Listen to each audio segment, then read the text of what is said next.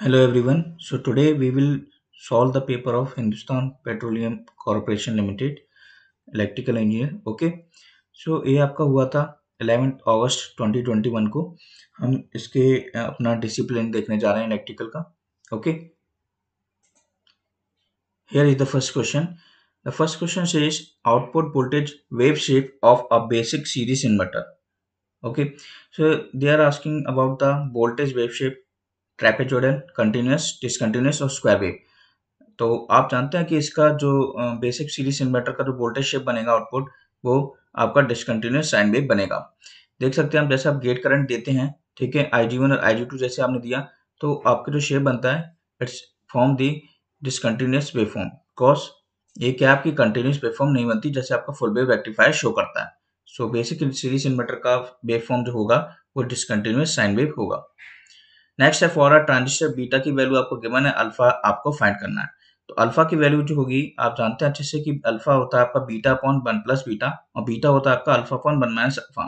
तो अल्फा की वैल्यू हमेशा 1 से कम होती है और बीटा की 1 से ज्यादा.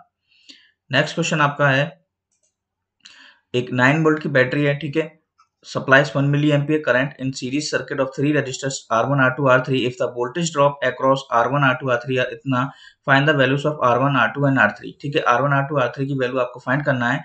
आप देख सकते हैं सीरीज में सर्किट गिवन है, आपको 9 वोल्ट की बैटरी इधर आपको सप्लाई करी है. अब आप जानते हैं कि R1 क्या होता है आपका B अपॉन I होता है, ठीक है, और I आपको 1 मिली एम्पियर पूरी सीरीज में है, तो सेम करंट आपका 1 मिली एम्पियर पूरी सर्किट में आपका जाएगा.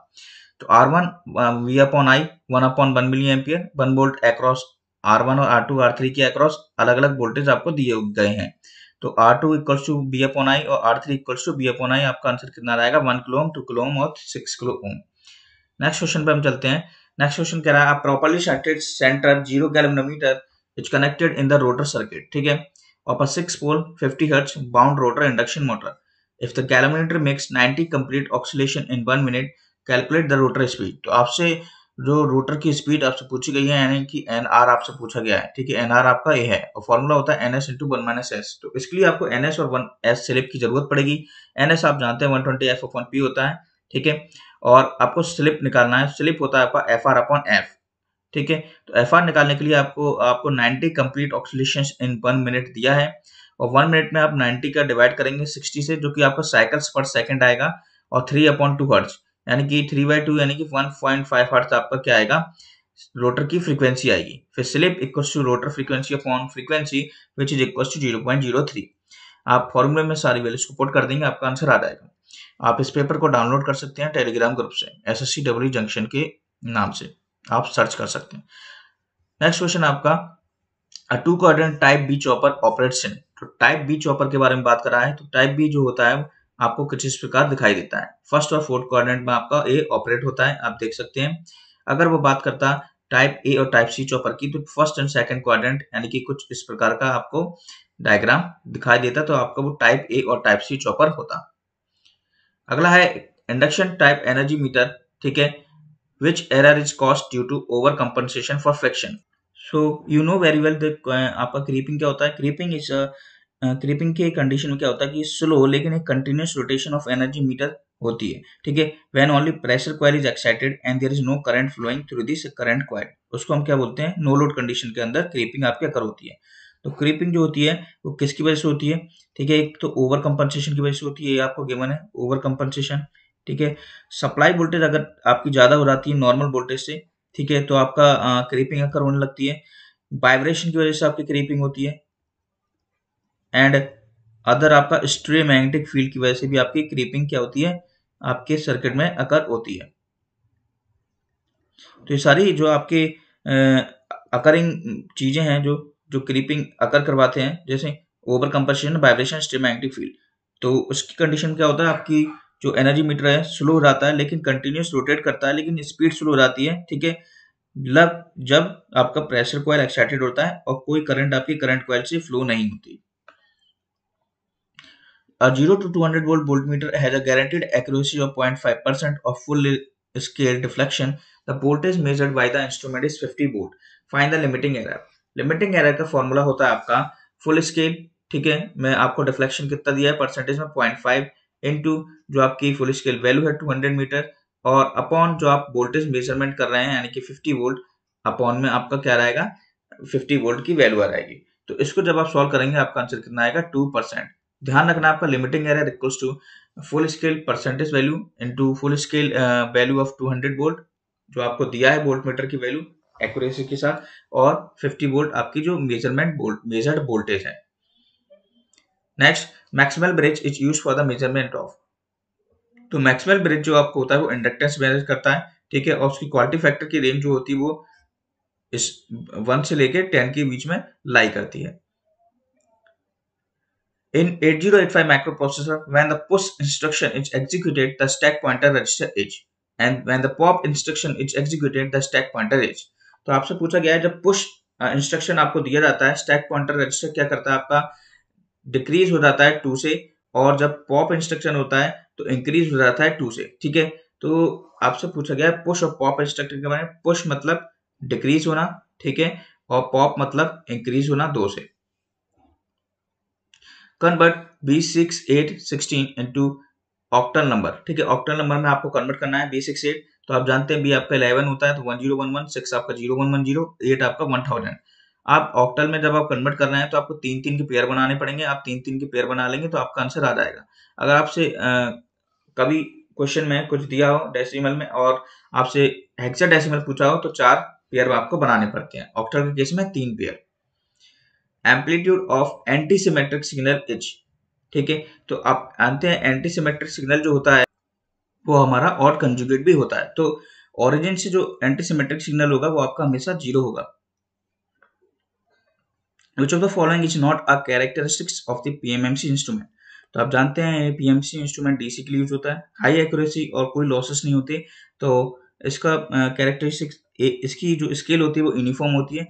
तो ऑप्शन नंबर 1 जो है वो रॉन्ग ऑप्शन है, non uniform scale. An RC phase shift oscillator uses capacitors. Find the value of R to produce the frequency of 1000 kilohertz. तो जब RC फेज शिफ्ट ऑक्सीलेटर आता है तो उसका फ्रीक्वेंसी का फॉर्मूला होता है 1/2 RC अंडर रूट ऑफ 6। आपसे R की वैल्यू पूछिए तो R हो जाएगा आपका 1/2 FC अंडर रूट ऑफ 6। सारी वैल्यूज आप पुट कर देंगे, आपका आंसर आ जाएगा 500 किलो ओम। नेक्स्ट आपको फाइंड करना है कोएफिशिएंट ऑफ कपलिंग, और उसका फॉर्मूला होता है K equals to M upon root L1 L2, या फिर आप कह सकते हैं M equals to K root L1 L2। वहां से आप सारी वैल्यूज पुट कर सकते हैं। The resultant transient voltage which appears across the breaker contacts at the instant of arc extensions is known as, ठीक है, तो वो रिजल्टेंट ट्रांजिएंट वोल्टेज को आप रीस्ट्राइकिंग वोल्टेज बोलते हैं जब वो ब्रेकर के कॉन्टेक्ट पे अपियर होती है। कब? जब किस समय? जब इंस्टेंट ऑफ आर्क एक्सटेंशन होता है उस समय आप जिस वोल्टेज की वैल्यू बोलते हैं उसको बोलते हैं हम restriking voltage. Which of the following method of tariff were proposed by John Hopkinson? तो मैंने आपको एक वीडियो बनाया था टू पार्ट टैरिफ्स के बारे में। तो मैंने बताया था टू पार्ट टैरिफ आपका जो टू पार्ट टैरिफ होता है वो 2 पार्ट्स में डिवाइडेड होता है। एक होता है आपका फिक्स्ड और दूसरा होता है रनिंग चार्जेस, ठीक है। तो फिक्स्ड और रनिंग चार्जेस में आपके 2 पार्ट टैरिफ्स डिवाइड होते हैं, ठीक है। तो इसको प्रपोज किसने किया था, उसका नाम आपसे पूछा है, तो जॉन हॉपकिंसन ने 2 पार्ट टैरिफ को प्रपोज किया था।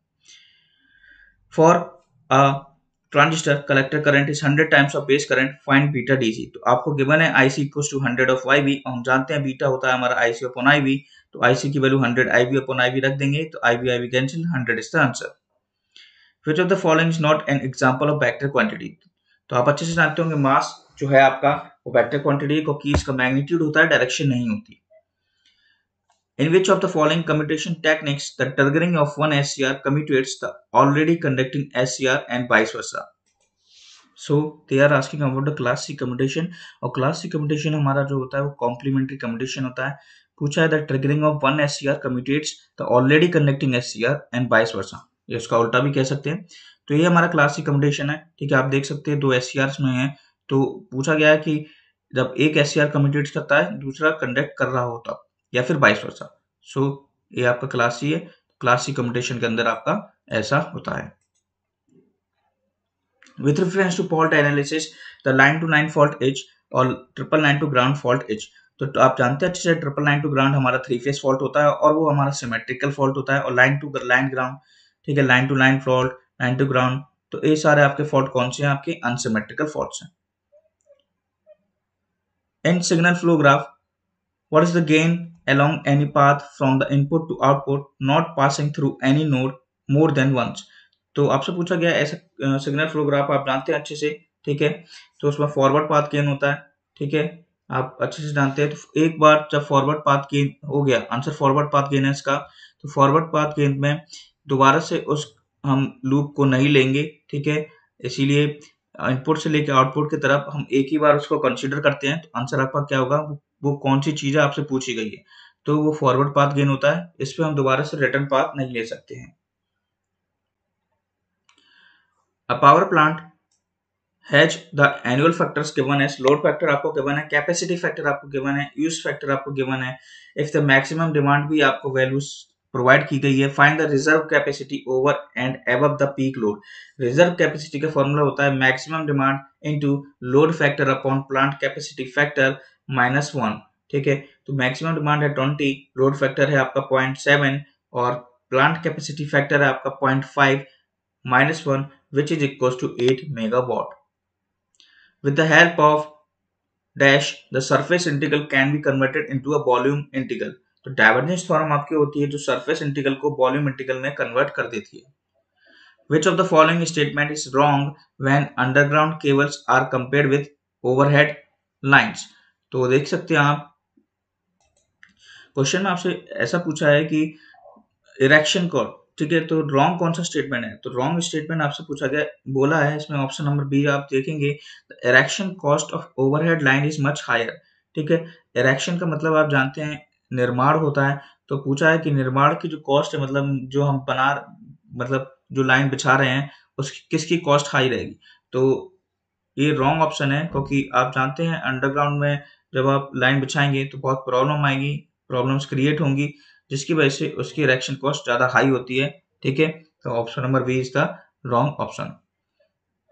Electrostatic types instruments are primarily used as, so they are used as a voltmeter. A 2 kilo ohm resistor is connected with 10 volt battery. Calculate the power consumed by the resistor. So P equals to V square by R आपको apply करना है। Two equal resistors of 10 ohm each are connected in series with a 20 volt supply. Find the current through resistors. तो बहुत simple question है, दो register series में है तो 20 ओम हो जाएगा, ठीक है, और सीरीज में कनेक्टेड है 20 वोल्ट सप्लाई के साथ, तो आई वी अपॉन आर आप लगा देंगे।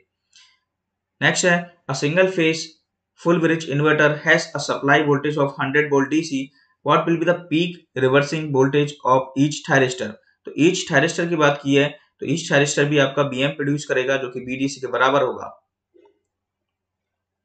The breakaway points of the root loci of the polynomial equation can occur. So breakaway points जो होते हैं आपके वो किसी कॉम्प्लेक्स प्लेन में कहीं पे भी अकर हो सकते हैं रूट लोकाई के केस में, ठीक है, breakaway points of root loci इसने पूछा है, तो वो कॉम्प्लेक्स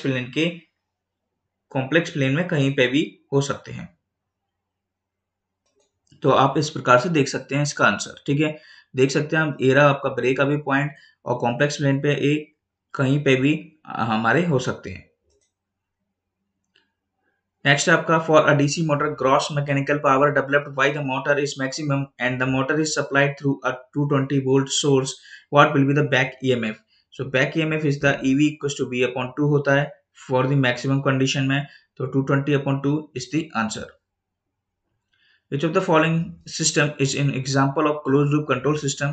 So voltage stabilizer बहुत परफेक्ट एग्जांपल है क्लोज लूप कंट्रोल सिस्टम का, क्योंकि आप जानते हैं वोल्टेज स्टेबलाइजर का काम क्या होता है, जब आपकी नीड का मतलब लाइट लो होती है तो वो उसको इंक्रीज कर देता है और जब हाई होती है तो उसको डिक्रीज कर देता है, so it is a best example of close loop system. For a series connected SCR the static equalization is obtained with the help of, सो आपने पावर इलेक्ट्रोनिक्स में स्टैटिक इक्वलाइजेशन सर्किट्स आपने पढ़ा होगा, कुछ आपको इस प्रकार से दिखाई देता होगा जिसमें कई सारे रजिस्टर आपके लगे हुए होते हैं, ठीक है, और यही आपका क्या है, resistors only is the answer. Which of the following conditions must be satisfied to measure the power delivered to the three-phase load using only 2 wattmeters? तो load must be connected to the source through 3 wires for the 2 watt meters. अगर 4 wires की बात करता तो 3 watt meter आपका answer होता। ठीक है, तो 2 वॉट मीटर्स के केस में लोड को 3 वायर से कनेक्ट होना पड़ेगा। Which of the following characteristics is not desirable in measuring instrument? तो accuracy, repeatability and linearity एक important factors हैं measuring instrument के लिए, but drift is not the desirable thing for the instrument. Which of the following device does not belong to thyristor family? तो unipolar junction transistor आपका thyristor family से belong नहीं करता है।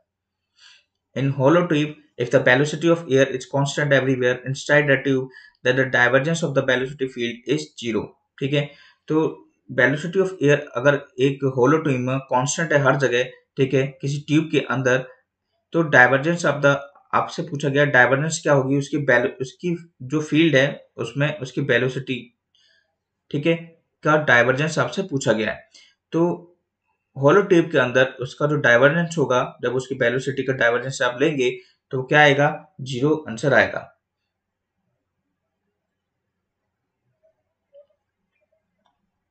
For a synchronous generator supplying a balanced three-phase load, the armature reaction flux is dash in magnitude and rotates at dash speed। तो synchronous generator की बात कर रहे हैं और आप सप्लाई कर रहे हैं बैलेंस थ्री फेज लोड, ठीक है, तो आर्मेचर रिएक्शन फ्लक्स उस केस में क्या होगा, बैलेंस केस में, बैलेंस थ्री फेज लोड में आर्मेचर रिएक्शन फ्लक्स आपका कांस्टेंट होगा और सिंक्रोनस स्पीड पर रन करेगा। ठीक है, Which of the following equation is sometimes referred to as Ohm's law of magnetic circuits? जैसे आप इलेक्ट्रिक सर्किट में ओम्स लॉ जानते हैं, आई वी अपॉन आर होता है, उसी प्रकार ओम्स लॉ मैग्नेटिक सर्किट में phi M M F upon reluctance होता है, और एम एम एफ को एन इंटू आई भी बोलते हैं, तो एन आई अपॉन रिलक्टेंस भी कह सकते हो।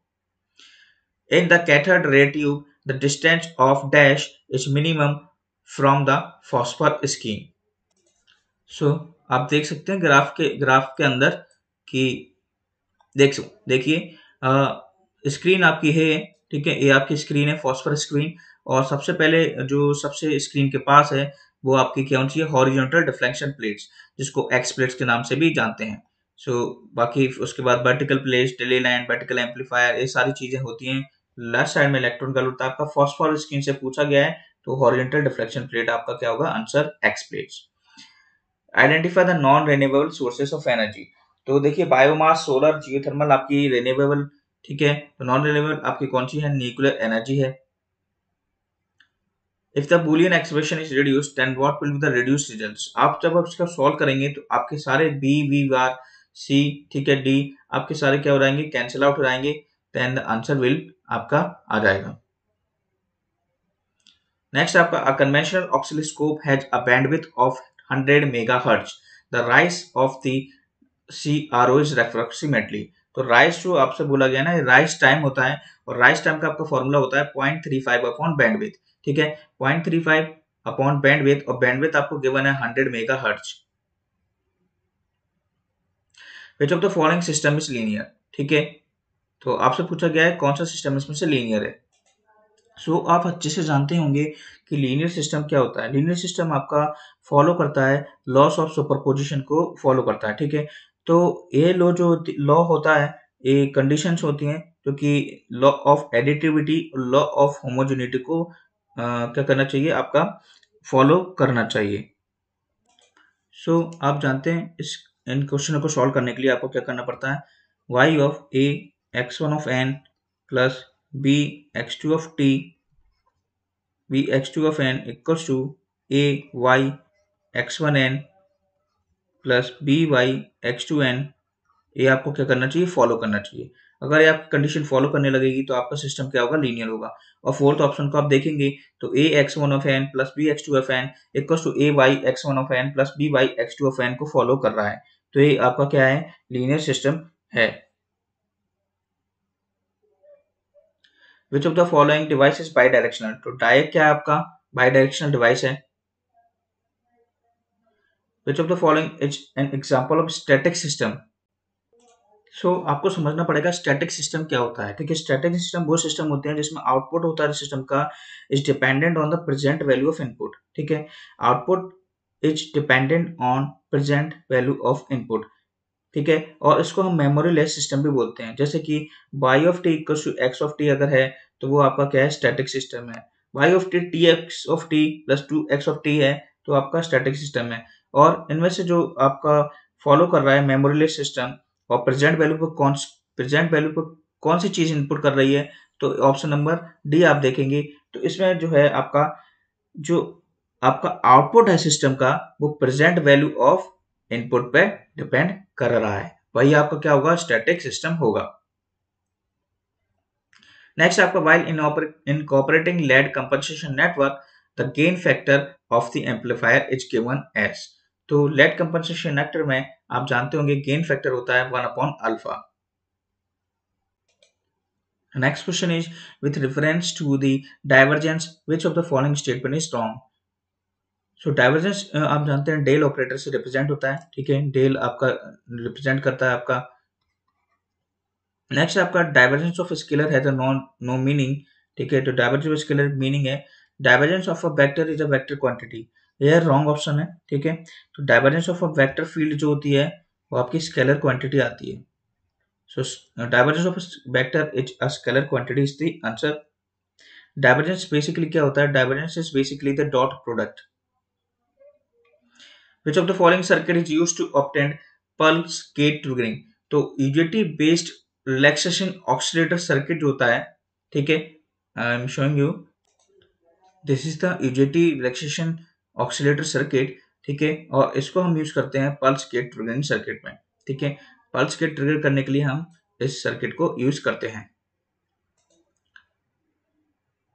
Exponential signal is an example of, तो एक्सपोनेंशियल सिग्नल जो होते हैं आपके, तो आप जानते हैं कि डिटर्मिनिस्टिक सिग्नल्स कौन से होते हैं, तो डिटर्मिनिस्टिक सिग्नल्स आपके जो होते हैं ऐसे सिग्नल्स होते हैं जो डिफाइंड होते हैं exactly by a mathematical formula, ठीक है, तो वो उसको आप ऐसे बनाते हैं, देखिए,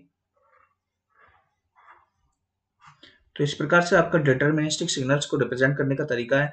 और नॉन पीरियडिक, अगर ये नॉन पीरियडिक होंगे, ठीक है, तो वो आपके एक्सपोनेंशियल सिग्नल को रिप्रेजेंट करेंगे। तो एक्सपोनेंशियल सिग्नल आपके डिटर्मिनिस्टिक और नॉन पीरियडिक सिग्नल्स होते हैं।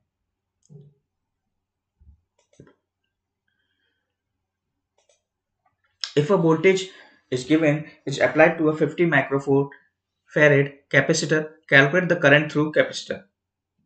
तो वोल्टेज आपको गिवन है 10 रूट एंगल 30 डिग्री, और आप जानते हैं करंट कैसे निकालते हैं कैपेसिटर के across, I equal to J omega C into B, ठीक है, और I equal to B upon X C होता है आपका 1 अपॉन जे ओमेगा सी, ऊपर जाएगा तो B into J omega C हो जाएगा, J into 100 into 15 into 10 to power minus 6 microfarad, और 10 एंगल 30 डिग्री आपका जो वोल्टेज है, और 100 क्या था आपका ओमेगा टी, ओमेगा की वैल्यू 100 है, और वहां से आप इसको सॉल्व करेंगे तो 50 into root into 10 to the power minus 3 angle 120 degree आपका आ जाएगा। नेक्स्ट है for a second order system having its transfer function as, ठीक है, तो 25 अपॉन आपको जो इक्वेशन दी है और इसको आपको कंपेयर कराना पड़ता है मेन कैरेक्टरिस्टिक इक्वेशन से, जो इसका फॉर्मूला होता है S square plus 2 time omega N S plus omega N square. इससे इस वाले इक्वेशन को आप कंपेयर करेंगे तो ओमेगा एन की वैल्यू जो है वो 5 आएगी, और 2 जाई ओमेगा एन जो है आपका 8 के बराबर होगा, जिसमें जाई की वैल्यू आएगी आपकी 0.8। A power amplifier supplies 50 watt to an 8 ohm speaker. Find AC output voltage and AC output current। तो P equal to V square upon R, आपको P और R गिवन है, वहां से आप वोल्टेज निकाल लेंगे, और Y equal to B upon R से आप करंट निकाल लेंगे। नेक्स्ट है आपका as force voltage analogy, mass and viscous friction in mechanical translation system are analogous to inductance and resistance in electrical system। ठीक है, मास को आप रिप्रेजेंट करते हैं इंडक्टेंस से इलेक्ट्रिकल सिस्टम में, and viscous friction is related to resistance. Following circuit is, तो इस सर्किट को आप देखेंगे तो ये आपका है shunt positive clipper. This circuit is shown as the shunt positive clipper. आप पेपर को डाउनलोड कर सकते हैं टेलीग्राम ग्रुप से। नेक्स्ट आपका an alternator has a per unit impedance of 0.9 per unit to a base MV of 20 MVA 33 kV, then the per unit impedance to the base MV of इतना and के 11 kV will be. देखिए, जब आपसे base impedance new base impedance की value पूछी गई हो तो आपका फॉर्मूला होता है Z Z new equals to Z old into MVA new upon MVA old into kV old upon kV new का होल स्क्वायर। वही हमने किया है। ये न्यू इम्पीडेंस की वैल्यू है, ये आपका एमबीए न्यू है, ये आपका एमबीए ओल्ड है, ये केवी ओल्ड का स्क्वायर है और आपका केवी न्यू का स्क्वायर है। इसको सॉल्व करने पे आपका आंसर आ जाएगा। In magnetic circuit the ratio of flux to MMF, ठीक है। मैग्नेटिक सर्किट में आप जानते हैं वहां पे आपका फ्लक्स और एमएमएफ का जो रेशियो होता है वो परमियंस कहलाता है, ठीक है। नेक्स्ट आपका a single phase half bridge inverter has a supply voltage of 100 volt DC and a resistive load of 4 ohm. What is the RMS output voltage? ठीक है, हाफ ब्रिज इन्वर्टर की बात कर रहा है और उसमें आप जानते होंगे जब हाफ ब्रिज इन्वर्टर होता है तो उसमें जो आपके लगे हुए होते हैं एससीआर और डायोड्स वो आपके टू बेस में होते हैं। तो वहां पे जो पार्टीशन होता है आपके वो होता है आपका BDC upon two, BDC upon two, ठीक है। तो इसीलिए आपका एक साइड का वोल्टेज जो होता है आपका हाफ हो जाता है, तो 50 वोल्ट आपका आंसर आ जाता है।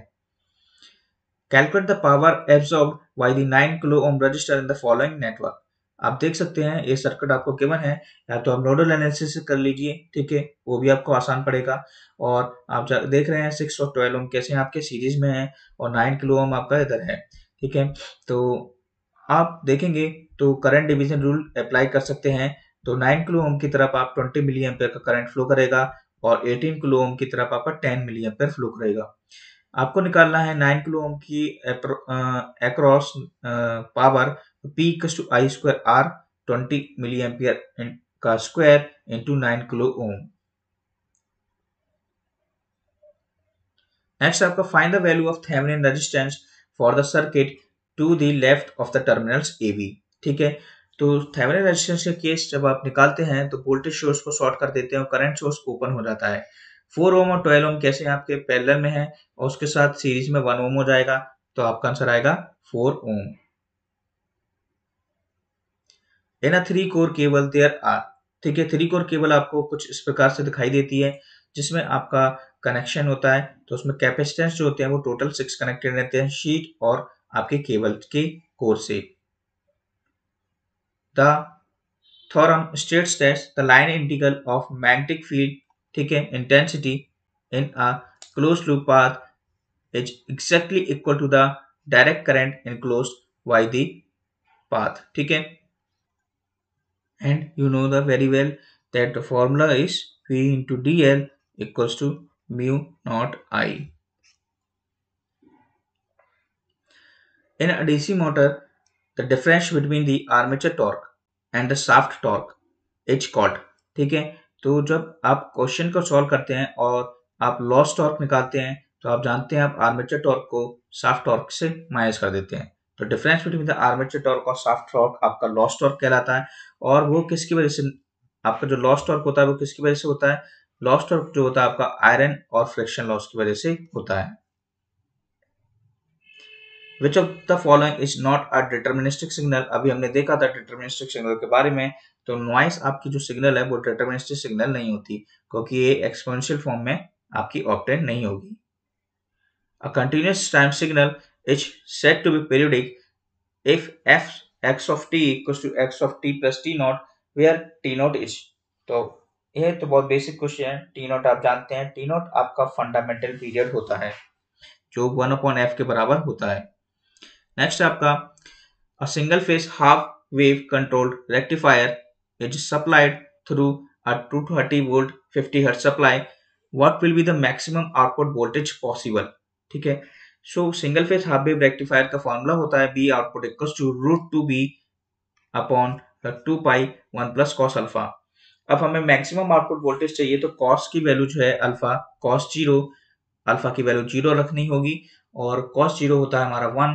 तो root two B upon 2 pi 1 plus 1 which is equal to root two into 230 upon pi. 2 से 2 क्या हो जाएगा आपका कैंसिल आउट हो जाएगा। In case of a scaling of a vector, let alpha be the scalar with which the vector is multiplied। अगर alpha -1 है तो इसका मतलब क्या है, ठीक है। तो देखिए -1 हो या +1 हो, मैग्नीट्यूड 1 है आपका, मैग्नीट्यूड आपका सेम रहेगा, डायरेक्शन जो होगी वेक्टर की वो रिवर्स हो जाएगी। जैसे आई वेक्टर हम लिखते हैं तो माइनस आई वेक्टर हो जाएगा। A three-phase four-pole induction motor is supplied from a 50 Hz source. Find the rotor frequency when the rotor runs at 600 rpm. सबसे पहले आपको NS 120 F1P निकालना होगा, सिंक्रोनस स्पीड। उसके बाद आपको NR गिवन है। उसके बाद आपको स्लिप निकालना होगा NS minus NR upon NS से। उसके बाद रोटर फ्रीक्वेंसी स्लिप फ्रीक्वेंसी का फॉर्मूला होता है, तो आप उसमें अप्लाई कर देंगे। नॉर्टन थ्योरम का ड्यूल होता है आपका Thevenin's theorem. Calculate the resolution of a 3-digit 0 to 1 digital voltmeter. Resolution पूछा है, रेजोल्यूशन का फॉर्मूला होता है b upon 10 to the power n, और b आपका है 1 माइनस 0 यानी कि 1, और 10 टू दी पावर n मतलब 10 टू दी पावर 3, n की वैल्यू आपको 3 गिवन है। So answer is 0.001। Next is a single phase transformer has 200 primary and 700 secondary turns. If the primary voltage is 100, find the secondary voltage. एक question बताने की तो जरूरत ही नहीं है आपको। Find the value of Z11 for the following network. तो आप अच्छे से जानते हैं, आप डायरेक्ट भी जानते होंगे, वैसे V1 equal to Z11 I1 plus Z12 I2 होता है, ठीक है।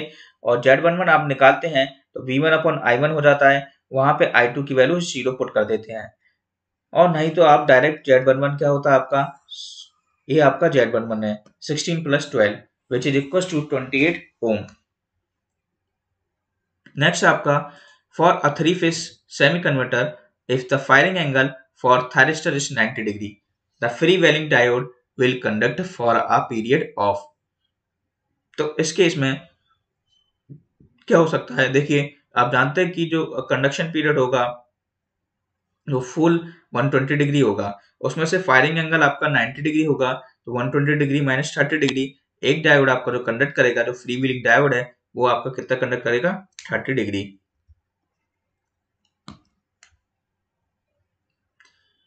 Find the Z transform of x of n equals to 1/2 n u की पावर माइनस n। सो यह जो क्वेश्चन है जेड ट्रांसफॉर्म का बेसिक फॉर्मूला है, ठीक है। आप जानते हैं 1/2 की पावर n e की पावर माइनस n जब आपको गिवन हो तो 1 अपॉन 1 माइनस 2 जेड होता है, ठीक है।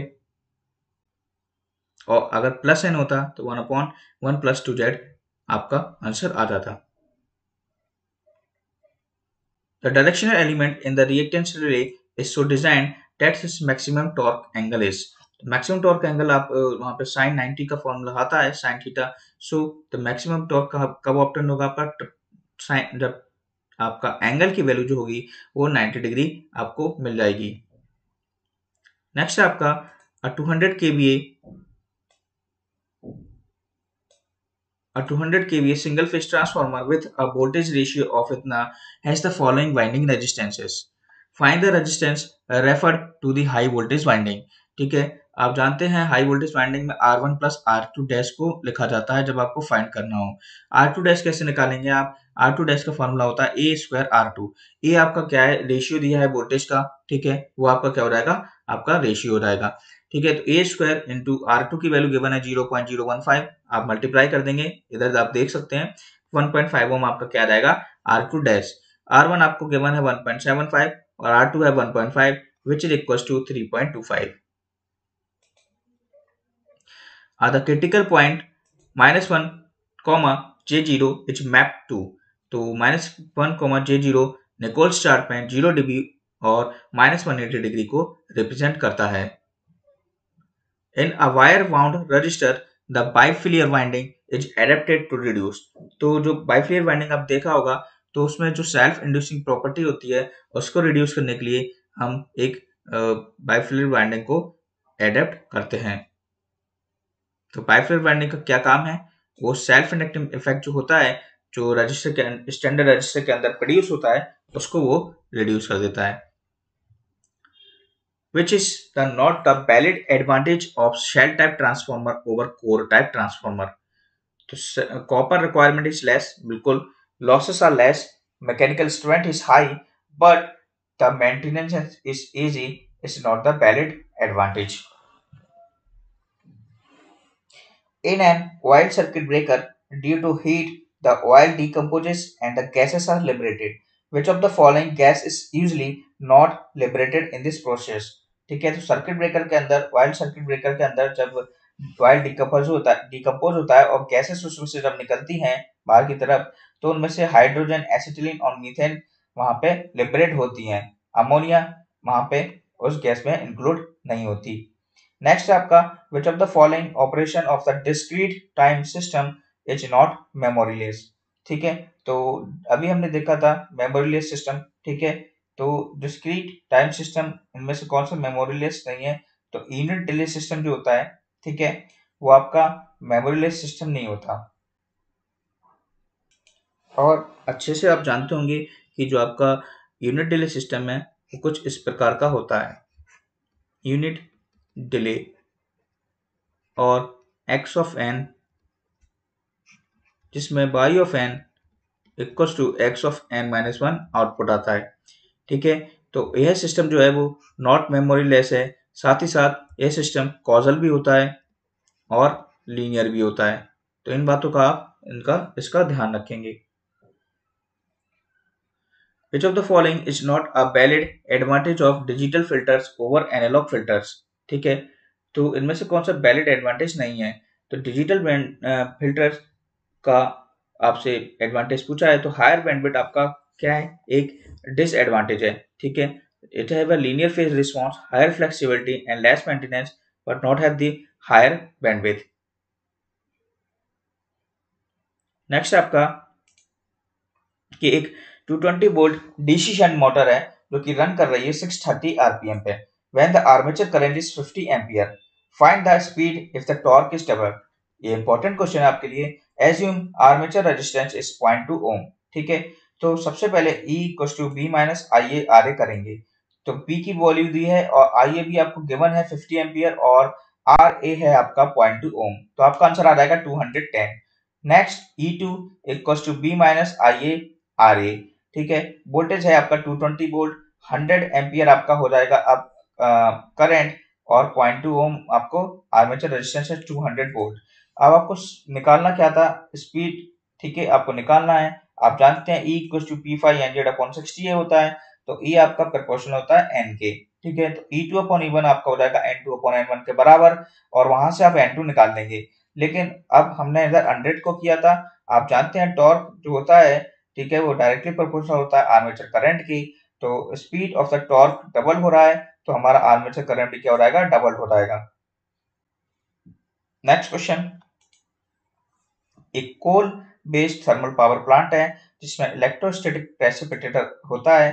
ठीक है, तो उसका यूज क्यों होता है? तो एश हैंडलिंग जो होती है कोल की, उसको हैंडल करने के लिए इलेक्ट्रोस्टैटिक प्रेसिपिटेटर का यूज हम करते हैं। Next, with reference to wave windings used for DC generator, state whether the following statement true or false. Wave winding is used for high current और low voltage machine। अब हम wave winding को high voltage और low voltage machine के लिए use करते हैं, जैसे आप जानते हैं कि इसका जो नंबर ऑफ पैरेलल पाथ होता है वो 2 के बराबर होता है। ठीक है, और आप कैसे पता लगाएंगे? तो E equal to P phi N Z upon 60 होता है। ठीक है, वहां पे ए की वैल्यू पुट कर दोगे तो आपको पता चल जाएगा कि ये हाई वोल्टेज और लो करंट के लिए यूज होता है। नेक्स्ट है, the efficiency of wave winding is higher as compare to lap winding. तो यह क्या आपका ट्रू ऑप्शन है। नेक्स्ट, ये आपका लास्ट क्वेश्चन है। ठीक है, तो Thevenin circuit has VTH 20 volt, RTH given है, find the maximum power transfer to the load resistance. तो P equal to VTH square upon 4 RTH होता है फॉर्मूला। इसमें आप सारी वैल्यूज को पुट कर देना, आपका आंसर आएगा 5 वॉट।